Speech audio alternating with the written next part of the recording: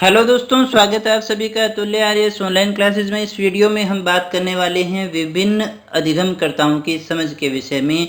इसमें हम बात करेंगे विशिष्ट बालकों के विषय में। दोस्तों, ये जो टॉपिक है आपकी चाइल्ड साइकोलॉजी एंड पेडागोजी के अंतर्गत रीट के अंदर जो है हमारी 4th यूनिट में दिया हुआ है। तो चलिएगा शुरू करते हैं। सबसे पहले हम बात करेंगे विशिष्ट बालक किसे कहते हैं। दोस्तों, विशिष्ट बालक कौन सा हुआ, नाम से स्पष्ट है। जो सामान्य नहीं है वो सारे के सारे विशिष्ट होते हैं। वापस दोहरा रहा हूँ, जो बालक सामान्य नहीं है वो सारे के सारे विशिष्ट हैं। यानी 90 से 110 की जो एवरेज हम मानते हैं, उससे ऊपर वाले बालक और उससे नीचे वाले जो बालक हैं वो सारे के सारे विशिष्ट बालक की श्रेणी में आते हैं। यानी ऐसे बालक जो औसत दर्जे के बालकों से यानी एवरेज जो बालकों से भिन्न होते हैं, अलग होते हैं, विशिष्ट बालक कहलाते हैं। ऐसे बालक सामान्य बालकों से या तो बहुत पीछे होंगे या बहुत आगे होंगे। या आप इसको इस तरह से समझिएगा, सामान्य बालक से अबव एंड बिलो यानी उनसे ऊपर के और नीचे के जो हैं वो दोनों ही जो बालक हैं वो विशिष्ट बालक की श्रेणी में आते हैं। हैक महोदय ने एक परिभाषा इनकी बताई है कि विशिष्ट बालक वो है जो किसी एक अथवा कई गुणों की दृष्टि से, एक गुण भी हो सकता है, कई गुण भी हो सकते हैं, इनकी दृष्टि से सामान्य बालक से पर्याप्त मात्रा में भिन्न होता है। यानी सामान्य से भिन्न होता है किसी एक गुण या कई गुणों के आधार पर। तो विशिष्ट बालक कौन कौन से प्रकार के हो सकते हैं, देखिएगा। एक प्रतिभाशाली बालक भी विशिष्ट बालक होगा। मंदबुद्धि आता है, पिछड़े बालक हैं वो हो गए, समस्यात्मक बालक है, विकलांग बालक है, बाल अपराधी बालक है, सृजनात्मक बालक है। इनके अलावा भी और बहुत सारे प्रकार के बालक होते हैं दोस्तों, लेकिन विशेषतः हमारे सिलेबस में इन्हीं को दिया हुआ है और इन्हीं में से प्रश्न ज़्यादा पूछे जाते हैं। तो सबसे पहले हम बात करेंगे प्रतिभाशाली बालक कौन सा होता है। प्रतिभाशाली जो शब्द है, उस शब्द का जो प्रयोग है उन 1% बालकों के लिए किया जाता है। उन 1% बालकों के लिए प्रतिभाशाली शब्द का प्रयोग किया जाता है जो सबसे ज़्यादा बुद्धिमान होते हैं। यानी 1% वो जो सबसे ज़्यादा बुद्धिमान है वो प्रतिभाशाली बालक कहलाएंगे। ऐसा कहने वाले कौन थे? स्किनर और हेनरी मैन ने ये परिभाषा दी थी। यानी सबसे ज़्यादा बुद्धिमान जो 1% लोग हैं वो प्रतिभाशाली बालक कहलाते हैं। उसके बाद में एक और परिभाषा आती है टर्मन की। टर्मन क्या कहते हैं दोस्तों कि प्रतिभाशाली जो बालक है शारीरिक विकास, शैक्षणिक उपलब्धि, बुद्धि, व्यक्तित्व, इन सभी में वरिष्ठ होते हैं। यानी सबसे आगे होते हैं, चाहे वो शारीरिक विकास की बात हो, चाहे शैक्षणिक उपलब्धि की बात हो, चाहे बुद्धि की बात हो, चाहे व्यक्तित्व की बात हो। इन सभी के अंदर जो हैं प्रतिभाशाली बालक हैं वो अन्य से वरिष्ठ होंगे, अन्य से श्रेष्ठ पाए जाते हैं। ऐसा कहने वाले थे टर्मन। इसके बाद में हम बात करेंगे 140 की जो IQ है उससे ऊपर वाले जो बच्चे हैं उन्हें प्रतिभावान माने जाते हैं। ऐसा कहने वाले थे टर्मन और मेरिल। ये IQ से जोड़ते हैं 140। आप इसको याद भी इसी प्रकार से रखिएगा कि जिन बच्चों की IQ 140 से ऊपर होती है। यहाँ क्रो एंड क्रो जो प्रतिभाशाली बालक हैं वो 2 प्रकार के बताते हैं दोस्तों। कितने प्रकार के बताए? 2 प्रकार के। एक में तो वो IQ के आधार पे जो इंटेलिजेंट है उनको शामिल करते हैं, दूसरे के अंदर वो सृजनात्मकता की बात करते हैं। इस प्रकार से 2 भागों में बांटा है। एक कि ऐसे बालक जिनकी बुद्धि लब्धि यानी IQ 130 से ऊपर है, यानी जिनकी IQ जो है वो 130 से ऊपर है और जो सामान्य दर्जे के बालकों से सभी बातों में श्रेष्ठ है। यानी सामान्य से सभी बातों में श्रेष्ठ है, चाहे वो हेल्थ हो, कोई सी भी कैटेगरी हो, चाहे वो अध्ययन की बात हो, चाहे स्पोर्ट्स की बात हो, चाहे सृजनात्मकता की बात हो, सभी बातों में सामान्य बालकों से जो श्रेष्ठ हैं वो सारे प्रतिभाशाली हैं। दूसरी बात वो करते हैं कि प्रतिभाशाली बालकों को के अंदर एक ऐसी श्रेणी भी होती है जो किसी विशिष्ट क्षेत्र में, या चाहे वो आर्ट का हो, चाहे एक्टिंग का हो, कुल मिलाकर के ये जो आप देख पा रहे हैं ये सारे के सारे सृजनात्मकता से संबंधित हैं। यानी ऐसे बालक जिनमें कोई स्पेशल क्वालिटी पाई जाती है, किसी कला में विशेष प्रदर्शन करते हैं, वे सभी प्रतिभाशाली बालक कहलाते हैं। कैसे पहचानेंगे? तो प्रतिभाशाली बालकों की विशेषताएं कौन सी होती है? सबसे पहले हम IQ की बात करें तो टर्मन जो महोदय थे, टर्मन महोदय ने आईक्यू के आधार पर बताया कि ऐसे बच्चों की जो आईक्यू है वो 140 से अबव होती है, 140 से ऊपर जिनकी जो है आईक्यू होती है वो सारे के सारे बालक जो हैं प्रतिभाशाली बालक कहलाएंगे। गिलफोर्ड क्या कहते थे, देखिएगा, गिलफोर्ड ये कहते थे कि इनमें कौन सा चिंतन पाया जाता है, अभिसारी चिंतन पाया जाता है। अभिसारी चिंतन, अपसारी चिंतन की बात हम चिंतन वाली क्लास में कर चुके हैं दोस्तों। एक कक्षा के अंतर्गत प्रतिभाशाली बालकों की उपस्थिति का औसत प्रतिशत 2 माना जाता है, यानी 2% बालक जो हैं वो एक कक्षा के अंदर प्रतिभाशाली हो सकते हैं। हमने पीछे भी बात की, सभी बातों में ये दूसरे बात जो बच्चे हैं उनसे श्रेष्ठ होते हैं, इसलिए ये किसी एक विषय में नहीं, सभी विषयों में इनका जो प्रदर्शन है वो श्रेष्ठ रहा करता है। सभी सब्जेक्ट के अंदर ये बाकियों से श्रेष्ठ प्रदर्शन करते हैं दोस्तों। इसके अलावा देखिए, इनमें जो है लीडरशिप का गुण पाया जाता है, इनमें नेतृत्व का गुण पाया जाता है। ऐसे बालक ही भविष्य के अंदर यूपीएससी फाइट करके आईएएस और आईपीएस बनते हैं। और स्किनर क्या कहते थे कि व्यावसायिक मार्गदर्शन की आवश्यकता इन्हें होती है, इनकी सोच पॉजिटिव होती है, स्वस्थ होते हैं और धैर्यवान होते हैं दोस्तों। इतने सारे गुण इनमें पाए जाते हैं। इसके अलावा कुछ और विशेषताएं भी हैं। ये अमूर्त चिंतन की योग्यता रखते हैं, अमूर्त प्रत्ययों को ग्रहण करने की योग्यता ये रखते हैं, विद्यालय जाने से पहले पढ़ लिख करके जाते हैं और स्वतंत्र यानी खुद के निर्णय खुद लेने की क्षमता इनमें होती है। लास्ट बात की अंतर्दृष्टि या सूझ इनमें बहुत ज़्यादा होती है दोस्तों। तो इनके अध्ययन के लिए हम क्या कर सकते हैं, इनके लिए किस प्रकार की शिक्षण व्यवस्था करनी चाहिए, तो हम इन्हें तीव्र प्रोन्नति दे सकते हैं, यानी उन्हें तीसरी से चौथी, चौथी से पांचवी, अगर उसको आता है सब कुछ तो अगली वाली क्लास में उसे डाल देना चाहिए। उसके लिए एक विशिष्ट पाठ्यक्रम भी तैयार किया जा सकता है। उसको प्रतिभा प्रदर्शन, यानी हमने कहा कि उसके स्किल्स उसमें बहुत सारी होती हैं, तो उनको बाहर निकालने के अवसर उनको देने चाहिए।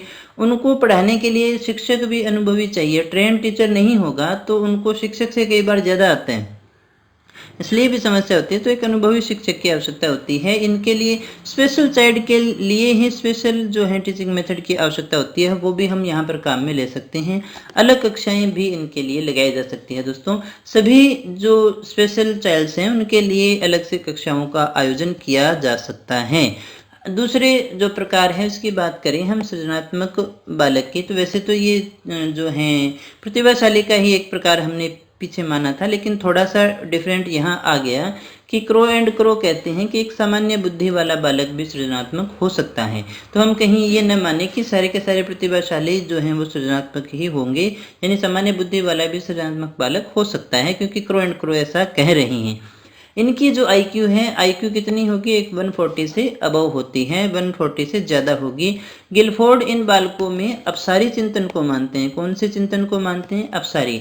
प्रतिभाशाली में अभिसारी चिंतन होता है और सृजनात्मकता जो बालक हैं, सृजनात्मक जो बालक हैं उनमें अपसारी चिंतन पाया जाता है। ऐसे बालक अमूल्य धरोहर होते हैं समाज के। क्यों, क्योंकि यही कुछ नया निर्माण करते हैं, नया आविष्कार करते हैं। इनमें मौलिकता का गुण पाया जाता है और नवीनता के गुण इनके अंदर पाए जाते हैं दोस्तों। 3 वर्ष की आयु से सृजनात्मकता का आरंभ हो जाता है। आपसे पूछें कि सृजनात्मकता का आरंभ कब होता है, तो 3 वर्ष की आयु से आरंभ हो जाता है और 30 वर्ष की आयु तक पूर्ण हो जाता है। कब पूर्ण हो जाएगा, 3 से 30 साल तक चलता है। इनको अगर कठोर दंड दिया जाए और प्रबल अनुशासन में रखा जाए तो इनमें सृजनात्मकता जो है उसमें कमी आने लगती है। इनमें लोचशीलता पाई जाएगी, परिस्थितियों के अनुसार परिवर्तन करने की क्षमता पाई जाती है। तो हमें क्या करना चाहिए, ऐसे बालकों को जल्दी से जल्दी पहचान कर उनका मार्गदर्शन अच्छे से करना चाहिए। इनके लिए व्यक्तिगत मार्गदर्शन सभी विशिष्ट बालकों के लिए आवश्यक होता है। इनके लिए श्रेष्ठ विधि की बात करें तो श्रेष्ठ विधि रहेगी अनुसंधान विधि। ये नवीन आविष्कार यानी नई खोज करने की योग्यता रखते हैं। इनमें संवेदनशीलता पाई जाएगी, मौलिकता पाई जाएगी, कल्पनाशीलता भी इनमें होती है। अब हम कहें सृजनात्मकता जन्मजात होती है या अर्जित होती, तो जो सृजनात्मकता है वो जन्मजात भी हो सकती है और अर्जित भी हो सकती है, यानी जन्म से किसी बालक के अंदर होती है और हम उसे अर्जित भी कर सकते हैं। और बुद्धि और सृजनात्मकता में पॉजिटिव रिलेशन होता है, यानी एक बढ़ेगी तो दूसरी बढ़ती भी है। सृजनात्मकता के मापन के लिए बाकर मेहंदी ने परीक्षण किया था। साथ ही साथ इन्होंने ये भी बताया था कि सृजनात्मक जो बालक हैं उनमें 3 प्रकार के तत्व पाए जाते हैं। सृजनात्मकता में 3 प्रकार के तत्व पाए जाते हैं। एक तो है मौलिकता, प्रवाहिकता और तीसरा है लचीलापन। होलमैन क्या कहते थे, होलमैन 3 की बजाय 4 बताते हैं। कौन कौन से हैं, एक तो है नवीनता, दूसरा विलक्षणता, तीसरा विस्मय और चौथा है अद्भुत या अनोखे प्रकार का चिंतन। आपको इनके नाम अच्छे से याद रख लेने चाहिए, ऐसा क्वेश्चन पूछा जा सकता है। बाकर मेहंदी ने 3 बताए हैं और हॉलमैन ने 4 बताए हैं। बाकर मेहंदी ने जो बताया मौलिकता, प्रवाहिकता और लचीलापन है। हॉलमैन ने बताया नवीनता, विलक्षणता, विस्मय और अद्भुत। उसके बाद में तीसरे टाइप की हम बात करें तो वो है मंदबुद्धि बालक। मंदबुद्धि यानी जिसकी बुद्धि मंद है, ऐसे बालक जिनकी जो मानसिक योग्यता है वो सामान्य बालकों से क्या होगी, कम है। सामान्य बालकों से इनकी IQ कम है, इसलिए इनके सीखने की गति भी क्या होगी, धीमी होगी। और ऐसे बालक हैं जो अपने स्तर से निम्न स्तर का कार्य भी ढंग से नहीं कर पाते हैं। अगर IQ की बात करें तो क्रो एंड क्रो कहते हैं इनकी IQ 70 से कम होती है। दोस्तों यहाँ अलग अलग आपको प्रकार की IQ देखने को मिलेगी, अलग अलग विद्वान ने अलग अलग प्रकार से बताई हैं। इन्हें हम और क्या कह सकते हैं, इन्हें मंदबुद्धि बालक कह सकते हैं, मानसिक रूप से पिछड़े बालक कह सकते हैं, इन्हें हम विमंदित बालक भी कहते हैं। ये कई प्रकार के इनके नाम आते हैं। अवधान की क्षमता इनमें बहुत ही कम पाई जाती है, यानी एक जगह लंबे समय तक ध्यान ये लगा करके नहीं रख सकते हैं। यहाँ तक कि अपना कार्य भी दैनिक ढंग से नहीं कर पाते। इनमें तार्किकता नहीं होती है क्योंकि उसके लिए प्रतिभा होना आवश्यक होता है। तो ये जो बालक हैं ये नेगेटिव होते हैं, जीवन के प्रति इनमें नकारात्मकता बहुत ज़्यादा होती है। दोस्तों मंदबुद्धि बालक कैसे होंगे, क्या पहचान होगी, इनमें कॉन्फिडेंस है वो बहुत ही लो होता है, आत्मविश्वास की कमी होती है और सीखने की गति क्या होगी, मंद होगी। IQ की हमने बात की, कुछ एक 80 से 89 मानते हैं, टर्मन 76 से 90 मानते हैं, क्रो एंड क्रो 70 से कम मानते हैं। यानी 80 के बाद में आप इसको मान सकते हैं कि लो ही होगी। सदैव ये भयग्रस्त रहेंगे, हमेशा डरे डरे से रहते हैं, सृजनात्मकता इनमें होती नहीं है, ये खुद से कुछ भी निर्मित नहीं कर सकते, ये रूढ़िवादी होते हैं। और अंधानुकरण, किसी भी चीज़ का अंधानुकरण करते हैं बिना किसी तर्क या वितर्क के, पुरानी चीज़ों को मान लेते हैं और किसी भी व्यक्ति का या बातों का अंधानुकरण करना शुरू कर देते हैं। मंदबुद्धि जो बालक हैं उनमें 4 प्रकार की बीमारियां देखने को मिलती हैं, ये बताया था LS पेनरोज ने बताया था।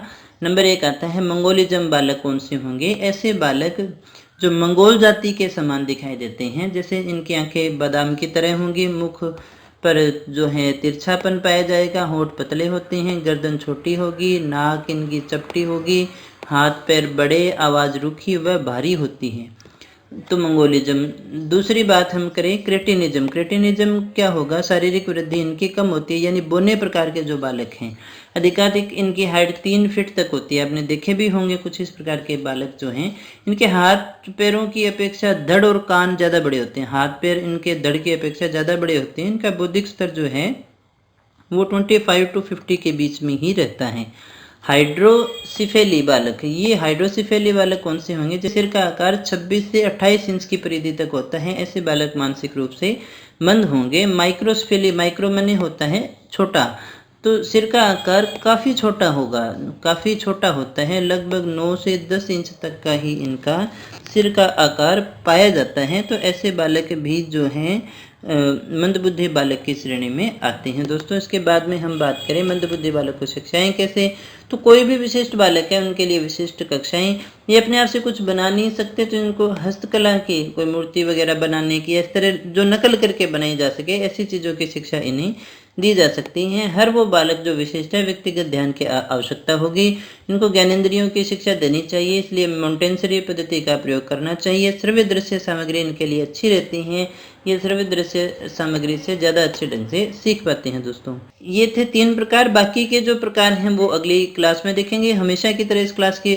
जो PDF है आप हमारे टेलीग्राम चैनल से या हमारी ऑफिशियल वेबसाइट से डाउनलोड कर सकते हैं। दोस्तों अगर आप टेस्ट सीरीज ज्वाइन करना चाहते हैं तो प्ले स्टोर से हमारी एंड्रॉयड एप्लीकेशन को डाउनलोड कर लेना, बहुत ही लो कॉस्ट पर बहुत अच्छे टेस्ट वहां पर आपके लिए दिए गए हैं। दोस्तों अगर आपको क्लास अच्छी लगी हो तो आप इसे लाइक कर देना, अगर आपने कुछ सीखा है तो दोस्तों के साथ में शेयर कर देना, चैनल पे पहली बार आए हो तो सब्सक्राइब करना मत भूलना दोस्तों। हाँ, बेल आइकन दबा लेना ताकि आने वाले क्लासेस के नोटिफिकेशन आपको मिलते रहें। 4थी यूनिट तक पहुंच चुके हैं, बहुत जल्दी हम इस सिलेबस को पूरा कर लेंगे। दोस्तों मिलते हैं अगले क्लास में, तब तक बने रहिए हमारे साथ। Thank you very much.